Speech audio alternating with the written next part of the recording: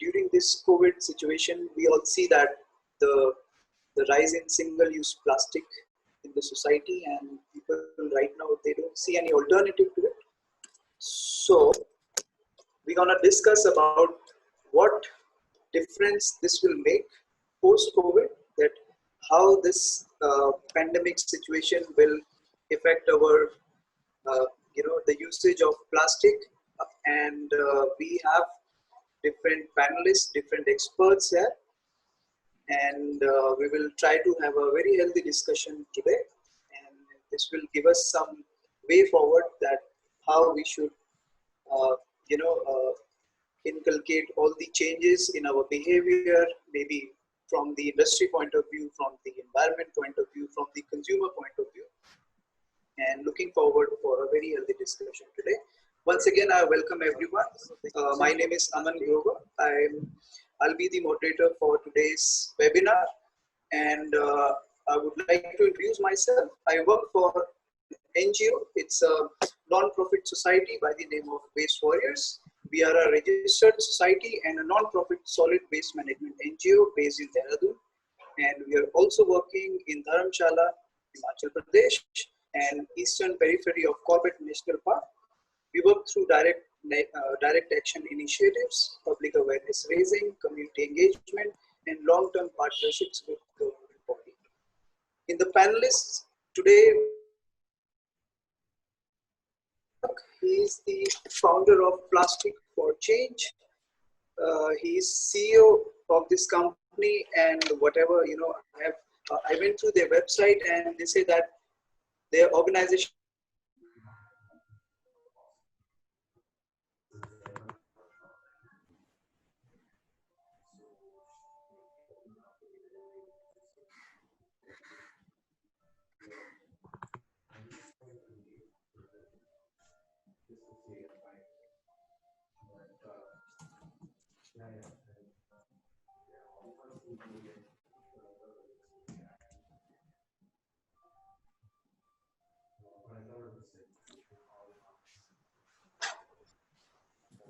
I think there was some problem with my Zoom. I don't know, it got disconnected.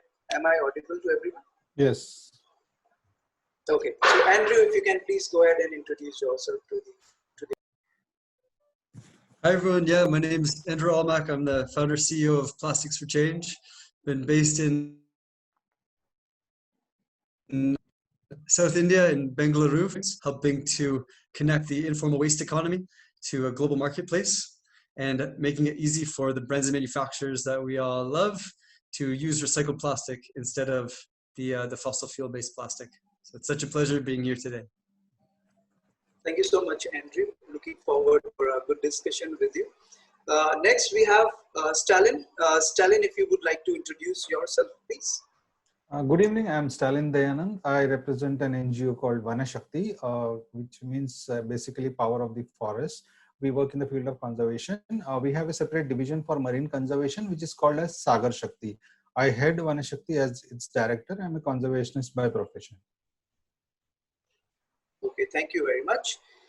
Next in the panelist, we have Sonia. Sonia, if you can quickly go ahead and introduce yourself. Definitely, Aman. Hi, everyone. I'm Sonia, a social entrepreneur and part of Team Dropledge.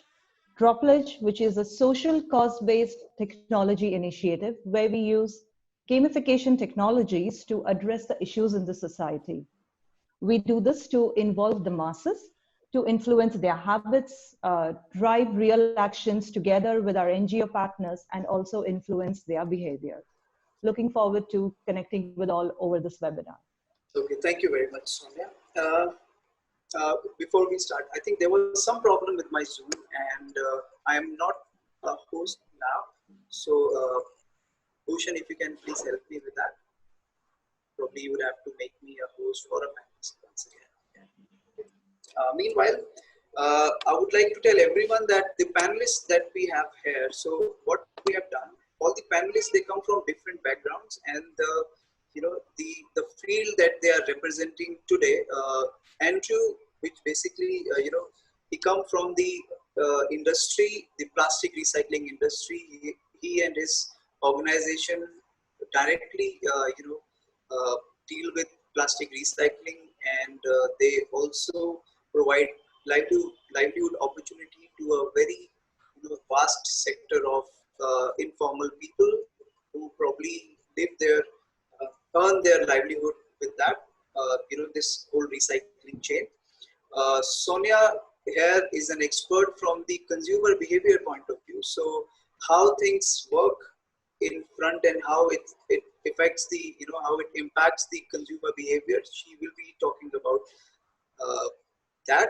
And Stalin, as he mentioned, he's an environmentalist. So what all impact, different activities or different COVID situation is doing on the environment. Stalin will be basically emphasizing on that.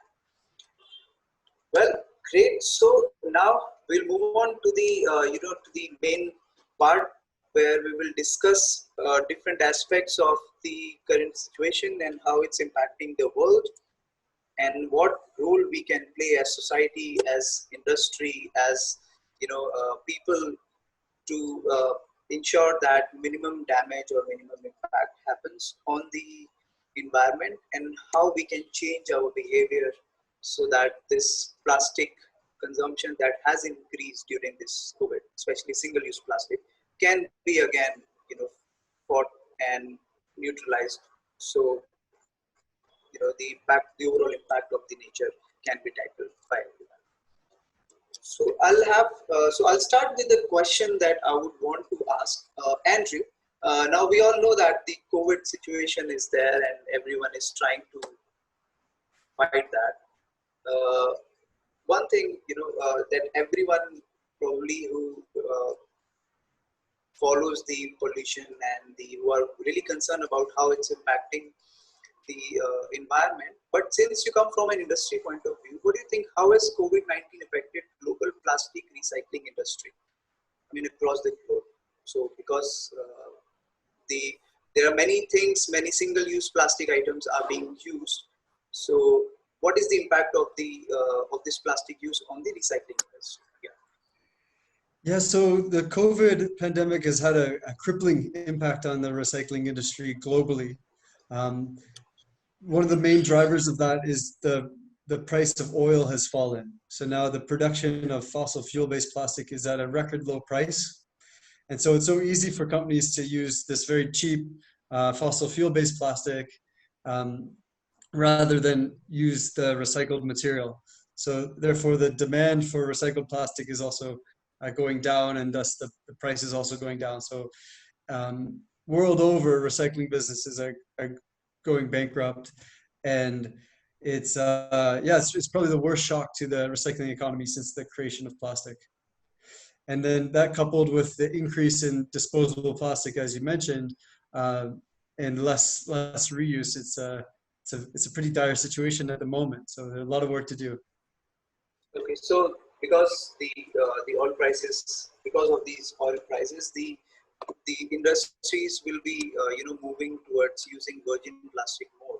So this is basically impacting the recycling industry. And if plastic is not being recycled, what will happen to that plastic? It will remain in the maybe open fields, maybe it will go into the oceans. So Stalin, if you would like to answer my next question. So as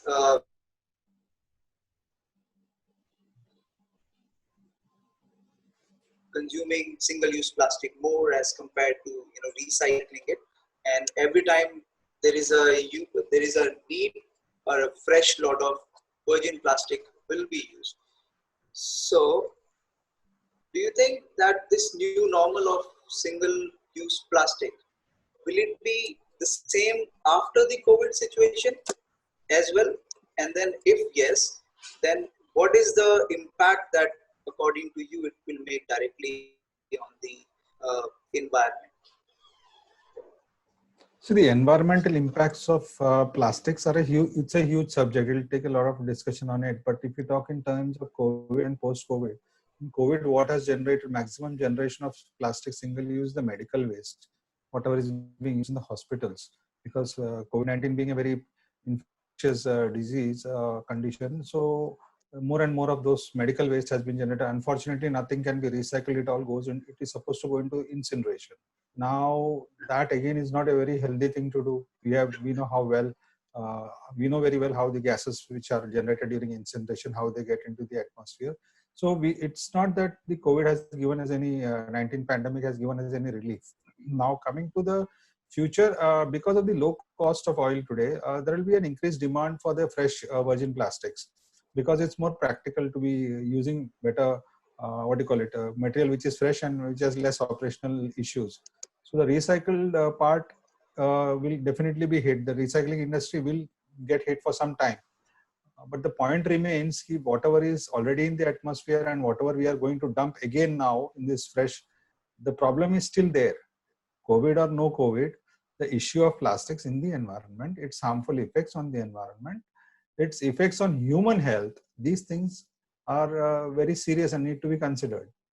I know that this post-COVID, the impact will be very high on the nature. Either the plastic will be burned, or it will be, if people are not taking care of the single-use plastic properly, if they are not disposing it properly, it is inevitable, that it will end up either in our rivers or it will go into our oceans. So that brings us to I'd our like next to add question. one point here. Yeah. Please go ahead. What we can definitely do is that use this pandemic period to analyze the quantum of waste that we have generated in this lockdown. So we will know that much lesser quantums of single-use plastics were sent into the environment, because most of your restaurants are shut, most of the malls are shut, shopping centers are shut, food stalls, everything, wherever you are using single-use plastic, that has definitely come down. So the quantum of waste has come down. Actually, we need to gather that data and we'll get a better understanding of the scale of the problem that we are putting out in normal times, and if you reduce your consumption, what is the scale that it can be brought down to. Now, this is an opportunity which the pollution boards and the local civic bodies should use to formulate plans for the future. Yes, it's a very good point, Stalin, that you made. That it's a really nice time to reflect that what plastic production is being done right now, and how what is the difference in the quantum of the plastic that we have. It's just that it has to be a very aggressive approach if really everyone wants to tackle this situation, because people, what I have seen, they just are not bothered enough, or maybe they are not concerned enough about this situation. They don't acknowledge that this is a problem. And that brings me to the next question for Sonia. So now your organization, you're already working on different innovative ways to how we can change consumer behavior, make them more responsible. Now, so what do you think the usage of single-use plastic during this pandemic? It's a short-term and it's a very impulsive decision. According to you, how can we drive this change in subconscious behavior of single-use plastic in all the users during and post-COVID times? Because it's very important to make them or keep them aware that, see, this is a transition time, and then we have to think from a longer point of view for a longer run. So if you can put some light. Definitely, Aman, what do you think? Yeah.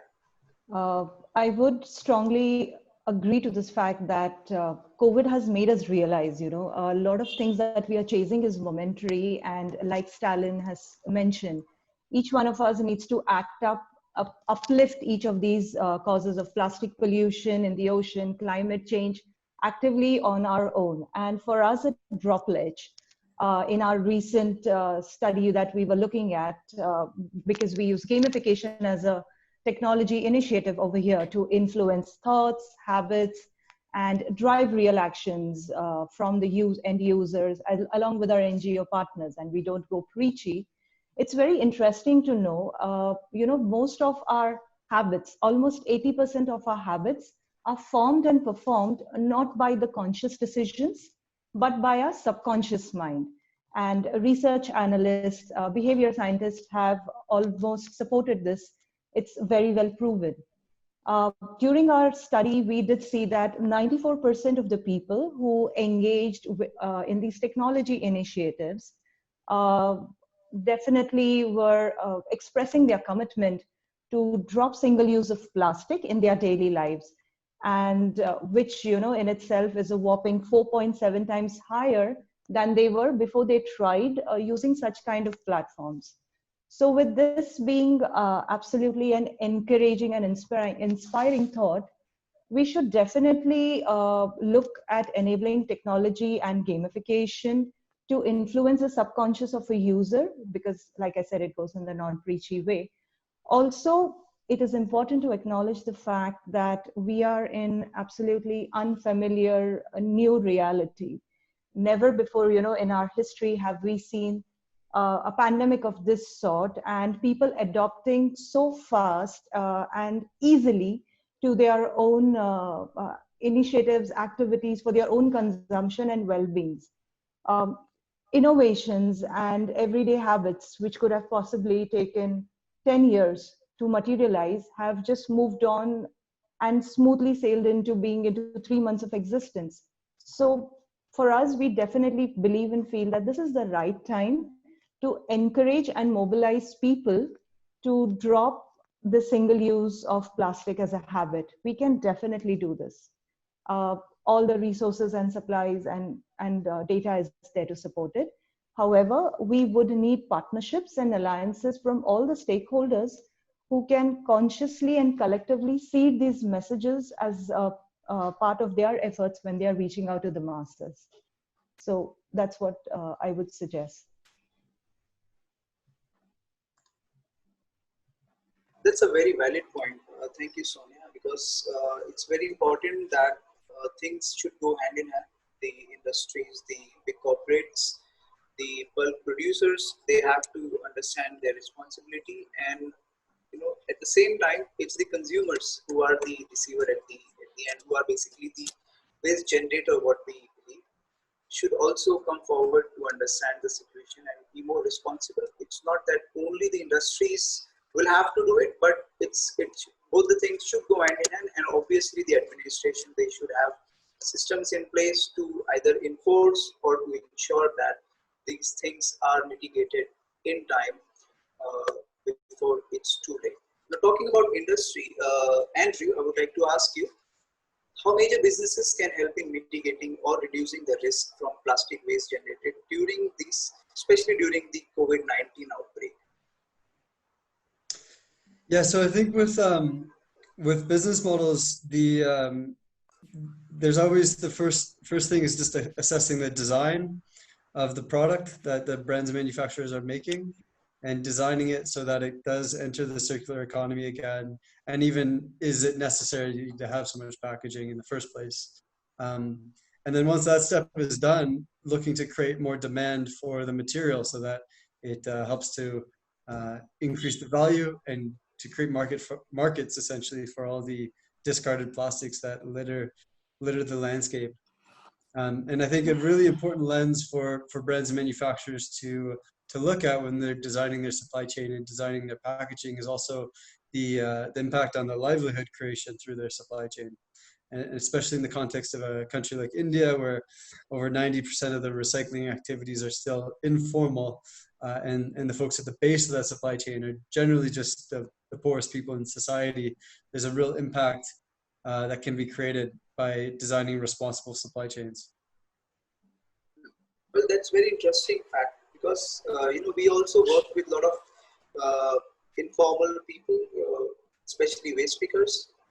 It's a recycling is basically a very huge industry for them. However, it's informal, but it provides a lot of livelihood opportunities for them. So, Andrew, again, I would like to ask you another question. How informal waste economy in India can play a role in curbing this menace of plastic pollution during this or after the COVID situation? What do you think? Because I'm sure your organization employ a lot of waste pickers, and you give direct employment opportunities to them. So if you can emphasis on that how important they are in fighting this problem that can become a different type of outbreak after the COVID? Right. So I want to start by saying that the informal waste economy is not the long-term solution, but it needs to be part of the solution today to get where we want to go in the future. So let me provide a little more context. A city like Bangalore, where I've been living for the last 5 years, has experienced it's almost doubled in size in around 12 years. And then in that same period, the consumption growth in packaging has been also double digits. So consumption in plastic packaging has been growing at 10%. And so the total size of this problem, when you combine consumption growth and urbanization, means that the total amount of plastic that the municipality has to deal with almost doubles every 5 years. So the municipality just can't keep up with the waste management system. And the State Pollution Control Board estimates that still 40% of India's waste is not collected at all.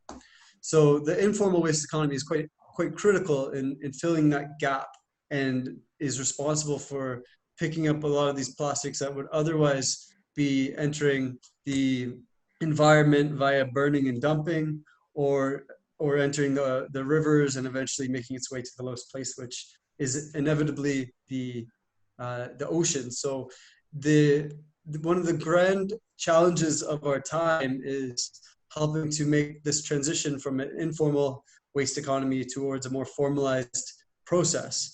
And a lot of people think, oh, well, you could just get rid of all the waste pickers and just hire waste management contractors. But really the only way to eliminate and to help solve that problem is you have to address the root of it, which is the fact that there's people living in poverty, and that they've found being entrepreneurial and creating a living from the waste plastic that is abundant. So helping them through that journey where they can ascend and have a ladder of opportunity to get out of poverty and eventually create other opportunities for themselves is how you can really help advance the entire waste management infrastructure.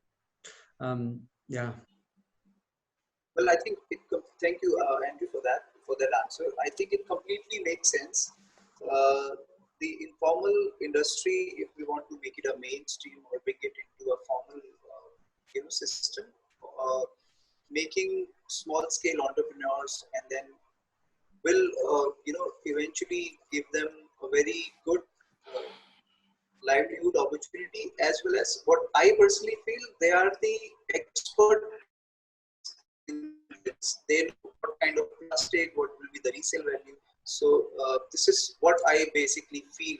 If we can mainstream that, and they also obviously it has to be a part of the system. Yeah. Right. Yeah. They're not being paid by the municipality, so That is correct. It's a huge cost savings for the municipality. If you were to look at the cost of bringing all that material to a landfill, otherwise it saves crores and crores every year in India alone. Yeah, I agree to that fact, because we were also working in a program for the upliftment of waste pickers in Dehradun. So we approached municipality, if they can provide some health benefits, some schemes, some ID card. So they didn't have any data. Maybe they never thought of doing any survey or collecting information. We intervened. We have been doing it, but it's a very important fact that municipality administration basically they save a lot of money. You very rightly said it's a cost saving for them. If someone is doing it for free, why do they have to put a system and spend money for that? You also mentioned that around 40% of the waste, as per the State Pollution Control Board, is not being collected. So the question comes, where does it go? And this leads me to my next question, and this is for Stalin.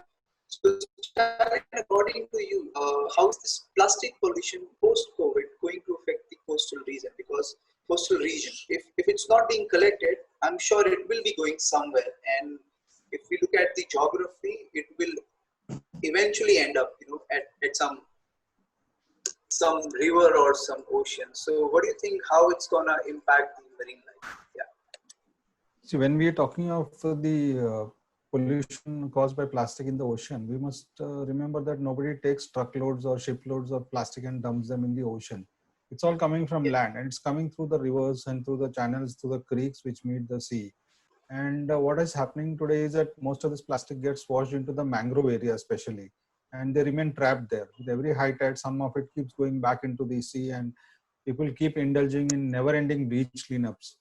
But the problem is here, we should try and stop this plastic from going into the sea. That is what we should be paying attention to. Now, once this plastic enters the sea, then it is like it's anybody's game. Like, who's going to eat it? And if nobody eats it, we will eat it through the seafood or the water which we consume. So it is, in the sense, when it remains uncollected, or it's not taken back, it's not retrieved from the ocean, it breaks down, remaining in the saline water, in exposed to sunlight. It keeps breaking down slowly, slowly. The fish, the smaller animals keep consuming it, and ultimately it enters our food chain. And because of the tidal action, you can rest assured that it comes, the whatever is thrown into the sea will come back to you also. The same process which I explained, that the mangroves, from the mangroves, the plastic goes into the sea. The microplastics from the sea come back to the mangroves. From the mangroves, it gets into the estuarial marine forms. From the estuarial marine forms, it goes into the human's cycle. And let us assume that humans will say, okay, we are all vegetarians, so we are saved. It doesn't work that way. Because what we should remember, there are aquatic birds which feed in the mudflats, which feed in the oceans. They are carriers of this microplastic. They fly through over fields. They go and sit in farmlands. Wherever they discharge or they excrete, you will find microplastics again entering your soil. So nothing in this world is in isolation. It's a chain. We need to realize that. And like we are being continuously saying that we should be recycling, we should be recycling. We'll come to that later on if there is a chance for it. But as of now, one thing is very clear, that plastic in the marine environment is not good either for the marine life nor for the humans. Now, nobody has done a research on why so many cases of cancer have come up in the last 15 years. There is a link to it. Plastic is something which the human body doesn't digest. And when the body detects something alien, it tries to kill it. And that's when this cycle of cancer sets in. We need to understand that we are not isolated from the ill effects of it. Humans, as well as all life forms, even the turtles, they, they eat the plastics thinking it's jellyfish. It keeps their stomach full and they can't eat more food, and they die actually of starvation while feeling full. So more than almost every year, more than 1 lakh forms of birds and mammals and aquatic life perish every year due to the presence of microplastics and plastics in marine environment. Well, I think we all will agree to this fact, and I'm sure we must have seen several videos, posts where marine life is being directly, how it's being impacted with uh, the plastic that has entered the ocean. Not even ocean, but for the matter of fact, we have seen all the different videos where doctors have tried to remove plastics from the stomach of cows and all the different animals. So this is a very big challenge, and before we move on to the next question, I would like to tell everyone who all are attendees here, guys, I can see that we are getting some questions from people here. So at the end of the session, after the question answer round, we will have a separate session where we will be answering these questions. All the questions, if you want to ask, you can, you have a section for Q&A. You can ask their questions there, and you always have the option to chat in the chat box. So if you want to ask any question, don't put it in the chat. I suggest you put it in the question so that we can take it at the end of during the end of the webinar. We have dedicated 10 to 15 minutes for that. Yeah, just wanted to share that. Sonia, now as Stalin mentioned that it's a high time, everything is being dumped, it's going into oceans, it's going into basically the food chain, entering in our food chain, and that's how the different diseases are being caused. So, but on the other hand, if we look at the current situation of COVID, people, the entire world is embracing the single-use plastic in form of PPE. Maybe it's a mask, maybe it's a disposable glove, and everyone is contributing in this added waste generation. So do you think, is there any eco-friendly or sustainable alternative that we can as consumers can move or can switch to maybe during the COVID or post-COVID, so that this this single-use plastic pollution generation can be, maybe controlled. Uh, Aman, like Stalin has said, we need enabling solutions to this plastic pollution crisis for a more resilient economy. Single use of plastic and our disposable lifestyle, these have been the core of our COVID-19. It has actually brought to light all our social and environmental faults. It's like, as we were just speaking some time back, it's like your house is on fire and we see COVID-19 as the cause of that fire. And we are putting all efforts to douse that fire, definitely. But we are unable to see the volcano of climate change, which has already erupted. And that hot lava is fast approaching towards us, burning us down completely. So while we do have the single use of plastic and you do have them used for a lot of medical purposes, but it's the time that we put a stop to this disposable lifestyle that we are using.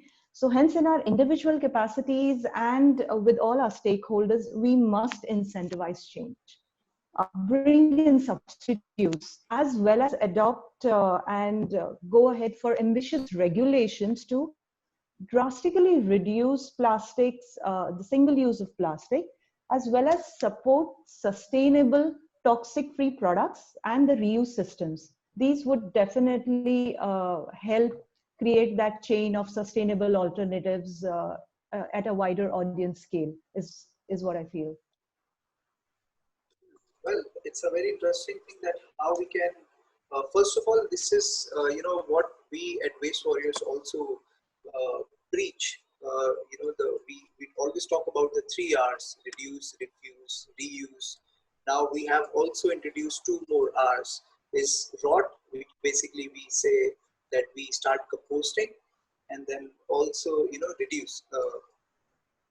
So there are a lot of things that people can do by sitting at their home, which will eventually make a very deeper and longer impact. And I would just like to add, although the plastic generation is there, as per the consumer behavior is concerned, we should always, reducing is always there, refusing plastic is always there, but whatever plastic, it's inevitable to avoid 100% plastic. There will be some plastic that will come to us through maybe, a packet, maybe a packaging or something. But so as a consumer, it's very important for us that we don't mix that plastic with, a food waste or a wet waste.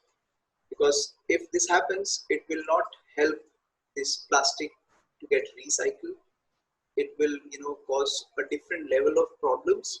So that is also something that I would like to add to what you mentioned, Sonia. And again, talking about the same, just elaborate same question, Andrew. So during this COVID situation, we all know that single-use plastic has been increased, and many countries across the globe have temporarily rolled back the ban that they had imposed on single-use plastic. So how much intense, the effect of this temporary rollback will be on the global efforts of curbing plastic pollution on land and in ocean. So we know that the plastic is going into the ocean, into the land. Now the different countries have lifted the ban that was there. So what will be the, what do you think, what is the impact, the bigger impact you feel will be there on the environment for this? Yeah, so I want to also just start by saying that there's an enormous amount of plastic that also enters the ocean from burning and dumping, because the oceans sequester carbon, right? They sequester around 1/3 of the carbon emissions. So plastic burning on land is also entering the ocean.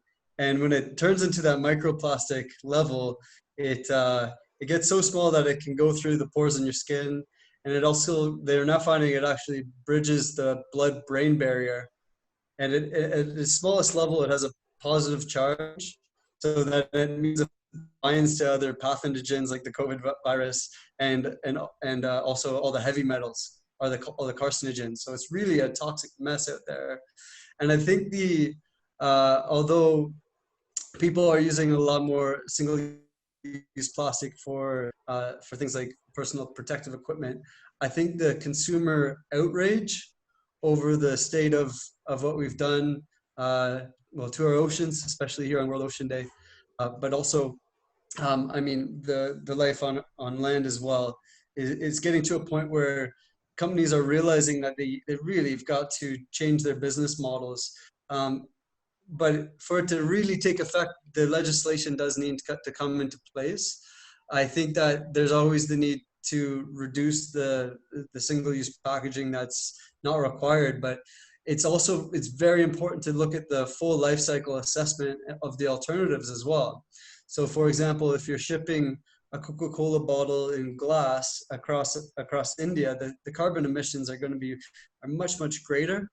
And also there's increased breakage. In the food and beverage sector, there's increased spoilage, which means that all the carbon emissions in, say, creating a supply chain, well, if it's not wrapped in that type of plastic, you also can factor that in. So I think it is important to take a holistic approach and also really think about the CO2 emissions that plastic can actually be a net saver on compared to some of the alternatives. But I think if I were to wave a magic wand from the legislation perspective, we need to seriously create demand for this. And if we don't create demand for the discarded plastics, it's just going to continue to have recycling rates be stagnant at a very, very small amount. So the legislation that's has already come into effect in Europe is they're saying that it's required if you have a bottle of this hand sanitizer, hence this bottle, for example, in Europe, it's going to need to have 30% recycled plastic. And so that will bring the price of plastic up.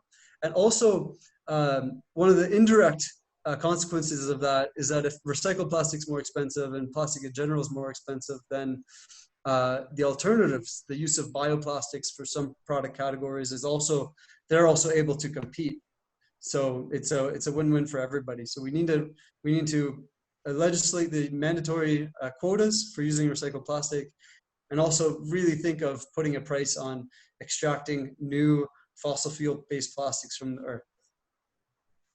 Very interesting. Now, thank you, Andrew, once again. So you mentioned bioplastic. Now, Stalin, you have been working in the field of saving the environment. And if you would like to put some picture on this bioplastic, and if you can tell everyone that what this bioplastic is. One second, just 1 second.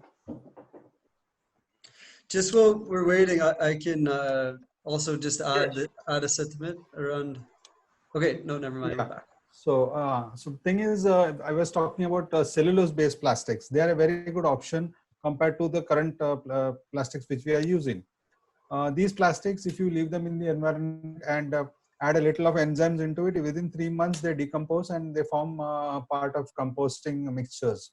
So it's a great opportunity, and in fact that ensures that since it is cellulose-based, it obviously means that you will have to grow more plants. You will see the planet will become greener, and all your uses of plastic which we are talking about can be fulfilled through it. If you use cellulose-based packing for your food articles, rest assured in 3 months time they will start disintegrating.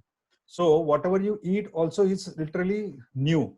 Let us say you picked up a packet of biscuits or even a carton of milk. If it is in a cellulose-based plastic, it will disintegrate within 3 months. I mean after 3 months. So you know, okay, whatever you're eating is not stale. It's not been stored for a long time. It doesn't have a long shelf life. Now here, during our discussion, I was wondering, aren't we working at cross purposes? Now, because industry has to survive, there is a particular industry which is into recycling. So are we going to continue manufacturing and throwing plastic into the environment? If you ask me, I would love to see Andrew in a very profitable business doing bioplastics somewhere and making 10 times more money. Now, if you ask me what we should be doing ideally is spending the next decade cleaning up the earth from the plastics which are already in the environment. We cannot go on adding to the mess and say that, okay, we are trying to change things. We already accept na, that there is a huge problem. You're talking of 8,30,000 tons of plastic which is already floating in somewhere in the Pacific. There's so much of plastics which are lying around. We have not found a solution to the existing mess. How can we continue? Now, Andrew made a very important observation about legislation. The state of Maharashtra has a beautiful legislation called as the Maharashtra Prevention of Non-Degradable Garbage Control Act. This act was passed in 2006. It expressly prohibits the use of single-use plastics. So the legislation was always here. But why didn't we use it? Till last year, nobody was doing it. And all of a sudden, you heard that there is a ban being imposed. Now, fine, we all welcome the ban. But who was being penalized? The manufacturer, the seller. And what was the fine? It was 5,000 rupees. So that opened a window of opportunities for the inspectors who were trying to enforce it. 5,000 rupees is too steep a fine for someone who's storing single-use plastics. So he will bribe his way out. Instead, we had suggested that every user should be penalized 50 to 100 rupees. Equate it with something illegal which you cannot carry. So if you see a person carrying a plastic bag in the market, the inspector takes a picture of him and says, okay, you pay 50 rupees or 100 rupees. So that fine is too less, but it definitely hurts someone. No matter, even if he's traveling in the best of cars, for him 50, 100 rupees every time, he will start thinking, why should I pay this guy 100 rupees every time? I better use some cloth bag or something. And like, it's like not wearing a helmet. Yeah, I would like to see color coding come into plastic so that there is a differencing between the bioplastics and the non-recyclable. So people know that green color means, okay, this is degradable plastic. And we have a color coding and we move forward in that direction. And this entire business of the current single-use plastic has to be phased out, and we have to come into cellulose-based plastics. Well, I think this is something that the world will be aspiring to shift to, and let's hope that this happens, sooner. And Andrew, thank you once again, Stalin, for such a good thought about penalizing everyone who's carrying a poly bag, which will be a very nice thing for the administration, a very good source of income as well, and it will have a direct impact of the consumer behavior. Maybe if we are, so right now how I feel is we are requesting everyone and they're not following it. So let there be a danda on everyone, and then probably this will make a change. I have one more point to say. Drugs are available at every corner of the street. Do you carry the drugs and say, no, someone else gave it to me, so I'm consuming it? No. It's your responsibility to see that you are behaving responsibly. So if you're carrying a plastic bag, don't tell who gave it to you free. You are the guy who took it. It's in your possession. You pay for it. So gradually the single-use plastic will get phased out. When the consumption stops, the manufacturing and selling stops. People are not going to just go on making. No. So that is a simple solution which can be implemented right from today. But the question is, government is still like, there is this Hobson's choice which we are not able to take that step, whether we should allow plastics to continue in the present form or whether we should completely ban it. And you can't be sitting on both sides. Yeah, it's very difficult to, it's very difficult to run for election on that campaign. Yeah. To get elected that way. It's very interesting. There are a lot of challenges. Everyone has their own vested interests in putting any policy, and that is the reason why things are not being implemented in the way they should be. Well, before we move on to the next question, before Stalin went for a break, Andrew, you were saying something. Would you like to finish that, or has the discussion been? Yeah, I think the other thing I'd add to the conversation around bioplastics is that, I mean, I'd love to see more innovation around the use of plankton and bioplastics, in particular kelp that can be grown in the oceans, because then you're not taking the all of the agricultural land use. I mean, we already need to feed ourselves, and if we get to 9 billion people, every inch of farmland is very important. So I think that's an area of great innovation. But at the end of the day, I think we need practical solutions that also take into account the nature of the marketplace. And the nature of the marketplace today is that it's an extremely cost-sensitive market. The difference between Coca-Cola and Pepsi, or Unilever and P&G, they're all fighting on tiny little margins. So it's not practical to have a very expensive form of packaging in today's paradigm. So I do anticipate that unless it is through some sort of legislation that the plastic itself today is going to be the primary force. Also, when you take into account the way the business models work with FMCG and just how they do rely on the products lasting a long time, getting into store shelves, etc. So, yeah. Well, I think there has to be more rigorous approach towards the EPR as well as the consumer part, which Stalin mentioned that if there is a EPR for the extended producers' responsibility for the corporates, then there should be a penalization for the consumers as well for carrying a single-use plastic. I think both of these things, if goes hand in hand, probably will make a win-win situation for the nature, not for the people, but for the nature. Yeah. Well, we still have, I think we are already running slightly late, 2-3 minutes, but still we will take one last question and then I would request Sonia to answer this because you basically, you are more related, more connected with how a consumer or how a behavior of, an end user can change. I would like to ask you the question that according to you, Sonia, who do you think can be the biggest drivers of this movement toward reduction in single-use plastic during the pandemic? Who do you think should be the target audience for everyone? Building on Stalin and Andrew's points, where we need strong legislations as well as have it for the consumers. So you have two aspects which are individual in themselves. You penalize and you bring out stronger norms. However, in your everyday life, right, it is upon every individual here, and specifically in this moment of isolation, and where we see a lot of use of technology as being the enabler, I feel the millennials and the Generation X would be the early adopters and drivers to make the switch in everyday life. Because when you create substitutes through innovation, with the support of technology, when you get these substitutes out to a wider audience and you give people the platform to enable that change, to take that change, to make a habit switch. And it shouldn't take you that long in your everyday life. It's like a 60-second or a 2-minute decision, which you take on every day to support the ecosystem. So if you effectively channelize these in the right directions, it's like one less bottle consumed, one life saved, one life empowered, and one habit change. So your Gen X and your millennials would be the ones who can leave this at a forefront, be the key drivers, and help reduce the whole single use of plastic in post-COVID era. Well, that perfectly makes sense. At times, although I take care of the operations in Waste Warriors, at times I do get a chance to interact with people in community, and this is a statement that I share with everyone, that it's basically our habit, and it has been in our nature now. From habit, it has become the nature.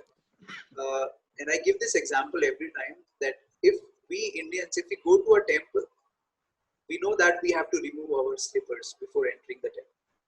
And same, if we take a kid, if my son will go to a temple along with me, he will also take the slippers out before he enters the temple. And not only that, if he goes alone to the temple, again he will remove the slipper. No one will tell him that you have to remove the slipper, because it has been inculcated in his nature since the childhood. I think this is something that we have to, as you mentioned, that the Gen X, the next generation, and the millennials, if we put this thought in their mind, if we sow it as a seed from the starting, so this is what basically will become their nature, and that's what will be their behavior, which will cause an impact on a longer run. So I totally agree. And it doesn't take very long. It's just a quick yes. decision, and it's in your everyday life that you do. It's a doable action, because somewhere in the back of your mind you are aware about all of these concerns. So you're enabling and empowering people out there. Brilliant.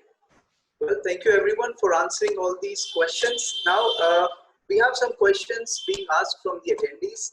I'll quickly go through the questions, and if we have already answered any question in our conversation, I'll skip that. If I find any question which has not been touched, we will just put some emphasis on that.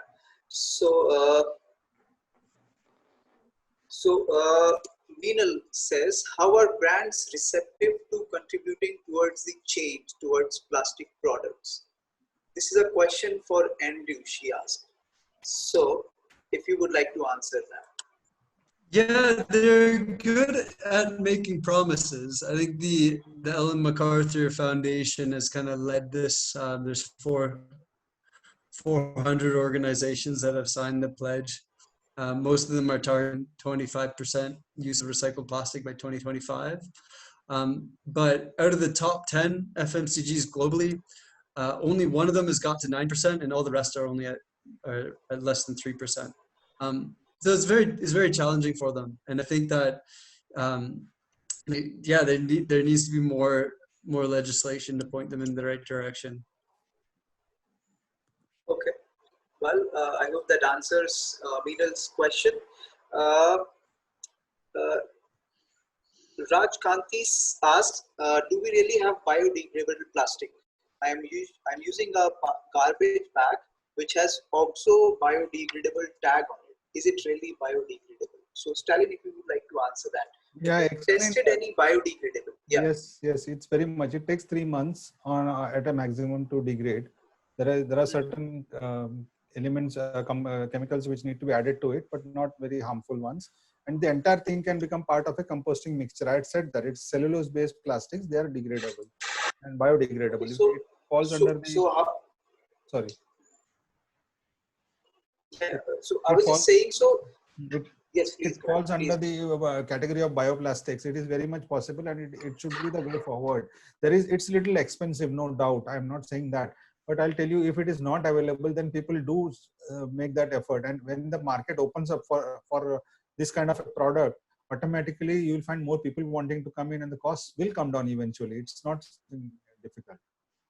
Yeah, and my point to that also, if I can add, is that the treatment cost of setting up all this composting infrastructure is also very expensive, and today we're still at that point where 40% of the waste just isn't collected at all. So I differ with Andrew on this. I think you can do it in your houses also. That it's very much possible. You can generate compost in your own house, and even if you go out and just throw the compost into open soil, it doesn't harm the soil in any way. So that is not necessary. Why do we have to depend on the corporations to create so much space? In fact, their mandate is to create that space, and they have that space. For example, I'll tell you, in the city of Mumbai, less than 0.04% of Mumbai's waste was composted in the last 5 years. 0.04. Yeah. So despite having plenty of land, it's not the case. And we have if it is degradable, you can do it at home itself. And many of us have small house potted plants, small gardens, terrace gardens, etc. You can use it or just throw it away. And still, you're not harming the earth. That's the point. Stalin, I will back you that in that point, Stalin. I also agree that the 60 to 70% of waste that we generate is biodegradable, and it can be composted. I do it in my house. We have been, waste warriors have been teaching this to different communities in Dehradun. I know a lot of different organizations across India and across world. They have been doing it. It is just a willingness of someone who want to explore this, From the policy perspective, one of the greatest case studies to reference is what the government did to help stimulate more biogas. So using the composting to create biogas. And what they did was they said, okay, what price do you need to sell the biogas at to run a profitable biogas company? And then they said to the top producers of the alternative natural gas, they said, okay, well, you have a quota. You have to buy a certain amount of biogas at this price. So it's profitable for the waste management companies to collect and run a biogas facility. And if they didn't reach their quota, there's a big fine. So that's an example of a legislation that can work great. And the same thing should be applied to plastics as well, and saying you need to, if you produce this much virgin plastic, you need to be responsible for purchasing this much recycled plastic at a floor price that's profitable for the supply chain to operate. The other point that I'd like to just add about bioplastics as well, and I believe there's an absolute need for them in a lot of packaging, that like sachet packs, etc. But I'd like to make the analogy that when you eat a nice hearty meal and you compost that, or you get a lot of nutrition. But if you just eat ramen noodles, Maggi noodles, you don't get a lot of nutritional value. And so the same with bioplastics. When you put it into the composting process, it doesn't have any of the nutrients like soil. It's like Maggi noodles. You can't grow a plant from a bunch of discarded bioplastics. It has no nutrition. So yeah, it's kind of like, it's not giving any nutrition to the compost. Well, it's a very interesting fact. This is something that I just learned from you, and probably I'll do some more research on it. That what is the nutritious value? He's implying that the compost which is being made has no nutritional value. It is The not packaging. From the bioplastic. So From the bioplastic, what he says. Okay, let us take it for granted. My question is, let us accept it is absolutely useless. But does it harm the environment is my question. It doesn't. So you have nothing to lose. You have everything to gain in that way. And again, I don't know, but we have been moved. We moved from plastic to composting, but this is all related. Just one question. I just got one question here. Rishabh Hasin has asked a question. How do you propose combining big oil shift from crude oil to plastic polymer production?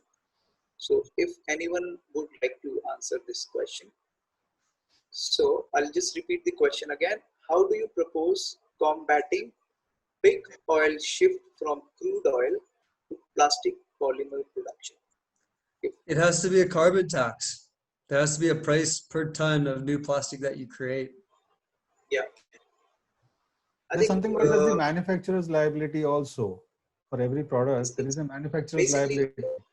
I think EPR you're talking about, extended producer's responsibility. Yes. So that is there. About the carbon tax, but there are ways that corporates can play around carbon tax. They can pay to some other organization and get their carbon footprint washed off. There are special funds created also for this. That is correct. Well, we'll move on to the next question. We are just running slightly short of time. We still have 1 minute that we can take one more question, and then we will end the webinar. What do you guys predict post-COVID scenario? How much percentage increase or decrease can be there in plastic pollution? Kunal Kamli has asked this. Sonia, if you would like to answer, you're most welcome to join in the discussion. Yeah, I even definitely. I would.